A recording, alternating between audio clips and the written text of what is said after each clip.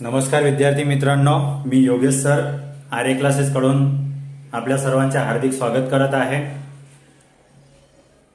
जर तुम्ही या चॅनलवर नवे असाल तर आपल्या या चॅनलला सबस्क्राइब करा, लाईक करा, शेअर करा, जेणेकरून प्रत्येक व्हिडिओ तुमच्यापर्यंत पोहोचत राहील आणि तुम्ही घरी बसल्या सरळ आणि सोप्या भाषेत आणि आपल्या मातृभाषेमध्ये चांगल्या रीतीने गणित शिकू शकतात।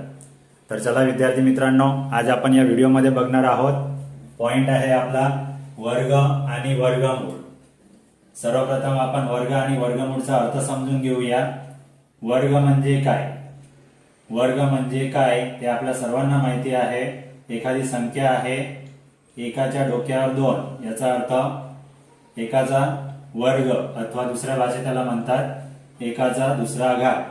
एकाचा दुसरा घात याचा अर्थ 1 गुणिले 1 याचा गुणाकार मिळेल आपल्याला 1। या एकाला आपण काय म्हणणार? वर्ग म्हणणार।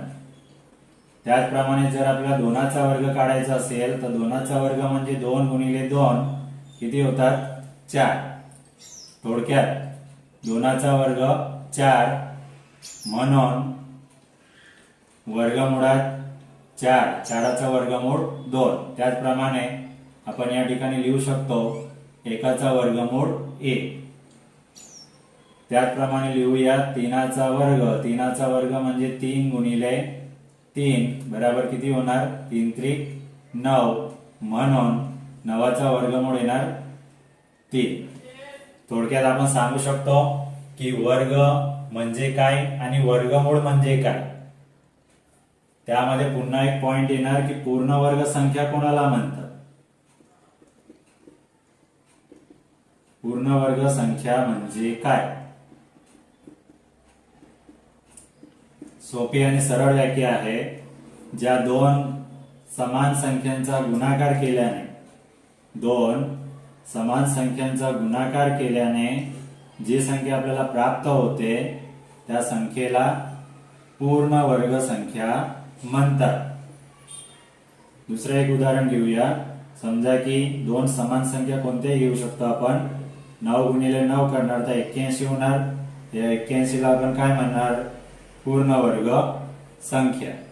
ओके, 2 समान संख्यांचा गुणाकार केल्याने जी संख्या आपल्याला प्राप्त होते त्या संख्येला पूर्ण वर्ग संख्या म्हणतात। आणि त्यानंतर वर्गमूळ म्हणजे काय? 2 सारख्या संख्यांचा गुणाकार केल्याने जे उत्तर मिळते त्याला आपण पूर्ण वर्ग म्हणतो। आणि त्यातूनच 2 सारख्या संख्यांमधून एक संख्या वेगळी केली असता जी संख्या आपल्याला प्राप्त होते त्याला आपण वर्गमूळ असे म्हणतो। वर्गमूळ दर्शवण्याचं चिन्ह आहे। वर्गमूळाला या रीतीने दर्शवले जाते वर्गमूळ। समजा इथे सांगितलंय की वर्गमुळात 49 तर याचं वर्गमूळ काय निघेल? तर याचं वर्गमूळ निघेल 60। ओके, अजून काही बेसिक आहे। काही प्रश्न असे येतात, कोणतीही मोठी रक्कम दिली असेल, समजा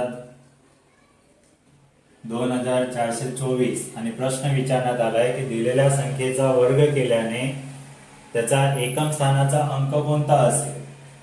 तर आपल्याला माहिती आहे की 4चा वर्ग केल्याने 16 मिळतात आणि 16च्या एकमचा अंक काय आहे? 6। या ठिकाणी आपण लिहू शकतो की एकमचा अंक किती मिळेल? 6 मिळेल। कमीत कमी जर तुम्ही 1 ते 10 पर्यंत वर्ग आणि वर्गमूळ पाठ करताय तर तुम्हाला या प्रश्नाचे उत्तर मिळू शकते। ज्या संख्यांच्या एकम स्थानी 5 असेल अशा संख्यांचा वर्ग करण्यासाठी शॉर्टकट रीत वापरली जाते।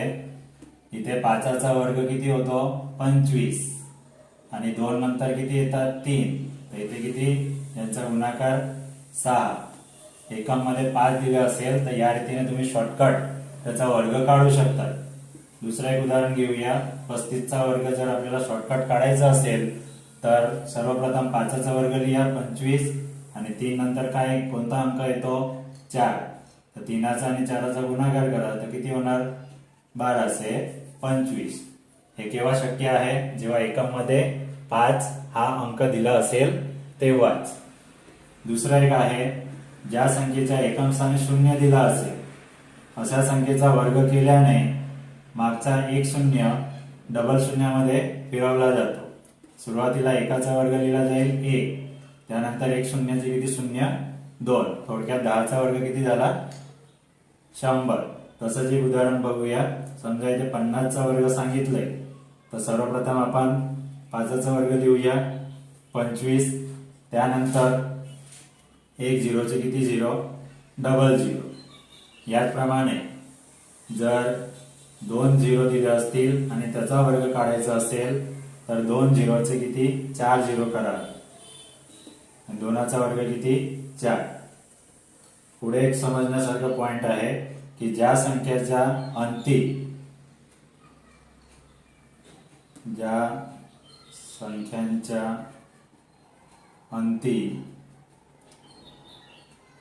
1 0 3 0 अथवा 5 0, थोडक्यात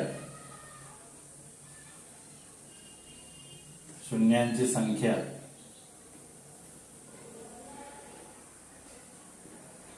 विषम असेल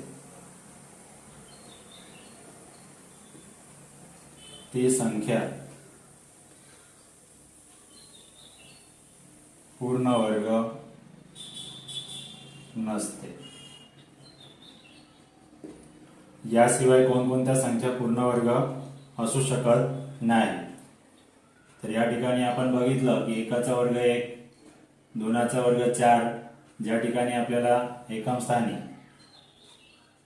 ज्या संख्यांच्या एकम स्थानाचा अंक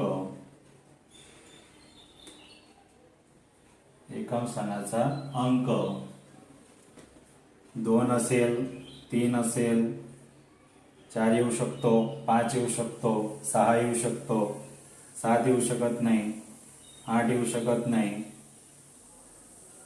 तर ज्या संख्यांच्या एकम स्थानी 2 दिलं असेल, 3 दिलं असेल, 7 दिले असतील किंवा 8 दिले असतील अशा संख्या पूर्ण वर्ग संख्या असू शकत नाही.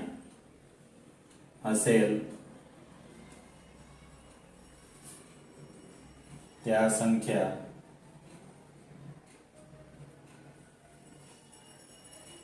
पूर्ण वर्ग असू शकत नाही.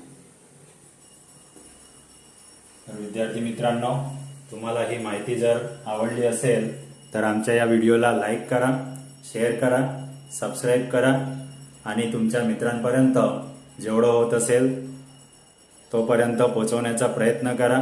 असेच आपण व्हिडिओ घेऊन येऊया. पुढच्या व्हिडिओमध्ये आपण बघणार आहोत दिलेल्या संख्यांचे अविभाज्य अवयव पद्धतीने वर्गमूळ कसे शोधावे. तर यासाठी तुम्हाला पुढचे व्हिडिओ पाहावे लागतील. जर तुम्हाला पुढचे व्हिडिओ पाहण्याची इच्छा असेल तर आमच्या या चॅनलला सबस्क्राईब करा, जेणेकरून प्रत्येक नव्या व्हिडिओची जे टायटल आहे, जी नोटिफिकेशन आहे ते तुम्हाला मिळत राहील आणि तुम्ही घरी बसल्या बसल्या शिकत राहणार. पुन्हा भेटूया पुढच्या व्हिडिओमध्ये. तोपर्यंत बाय बाय.